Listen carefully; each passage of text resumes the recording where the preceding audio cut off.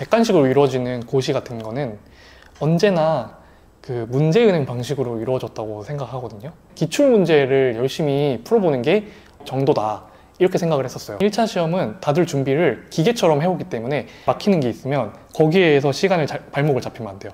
바로 그냥 다음 질문 넘어가고, 민법이 굉장히 어렵기 때문에 다른 시험 과목들에서 최대한 시간을 아낀 다음에 그 남은 시간을 민법 푸는데 좀 써야 돼요.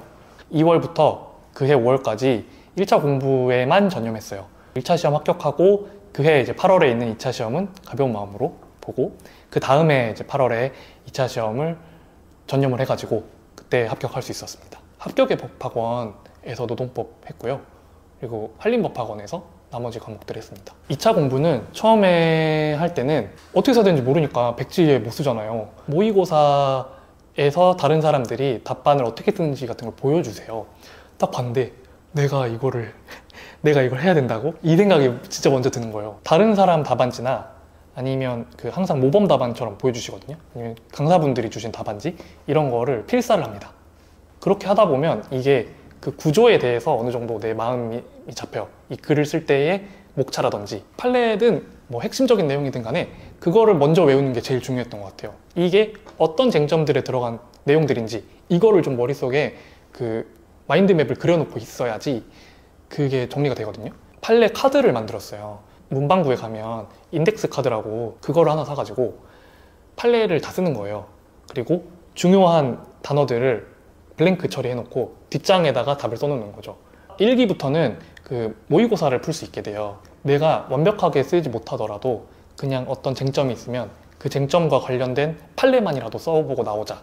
왜냐면 그 판례 카드 항상 들고 다니면서 외웠기 때문에 법 과목이 아닌 뭐 경영 과목들도 가장 핵심적인 내용만은 대략적으로라도 쓰고 나오자, 이런 마음으로 임했었고, 그리고 당연히 뭐 점수 개차반으로 나오겠죠. 집에 가가지고 그 남은 한 주 동안은 그거를 복기하는 거예요. 모범 답안 보면서 제 답안 고치고, 그리고 그 다음 주 시험 공부하고, 이런 식으로 계속 생활했습니다.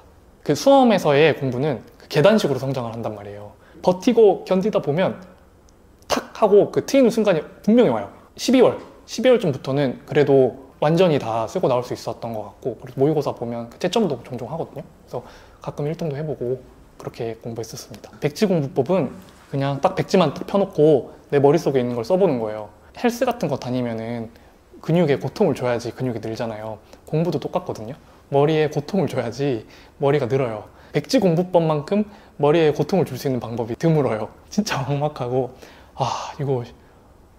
이게 진짜 한숨밖에 안 나와요. 근데 그냥 뭐라도 써보는 거예요. 뭐라도. 처음에는 목차밖에 못 써요. 목차 쓰고 나면 그 크리스마스 트리 꾸미듯이 여기에 근데 이거 쓸 수 있었는데 하고 그걸 써요.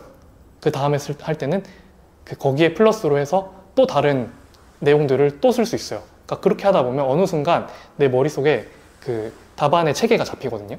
그렇게 뚫리는 게 아닌가 싶어요. 내가 공부하는 강사님이 이 문제를 그렇게 중요하게 다루지 않았는데, 이 쟁점을 이게 나오면 어떡하지? 이런 걱정했었는데 대부분의 강사님들이 비슷비슷한 쟁점들을 그 모의고사로 내시고 다른 강사분들 것까지 문제를 풀어보고 이럴 시간이 사실 없었거든요. 그래서 저는 그냥 제가 선택했던 강사, 그리고 제가 선택한 책, 이것만 좀 집중해서 보는 방식으로 공부를 했습니다. 결국에 이 수험장에 가시는 분들은 모르는 게 나와도 내가 아는 다른 것들을 이용해서 답안을 만들어낼 수 있는 역량을 갖추고 가시는 분들이기 때문에 내가 모르는 문제가 있을까봐 무한적으로 이 공부해야 될 범위를 늘리는 게 아니라 그냥 내가 정해놓은 이 범위를 더 완벽하게 공부하는 게 맞는 방법이라고 생각합니다. 2차 시험 공부가 마지막 3주차에 모든 과목들을 하루에 다 볼 수 있는 회독수를 만드는 과정이라고 생각하거든요. 모르는 거는 체크하고 넘어가고 아는 거 제끼는 식으로 회독수를 늘리다 보면 어느 순간에는 진짜로 공부해야 되는 양이 줄어들어요. 나머지는 다 머릿속에 있다고 생각하는 거고, 마지막에 공부해야 되는 양을 줄이는 게 수험의 핵심이라고 생각합니다.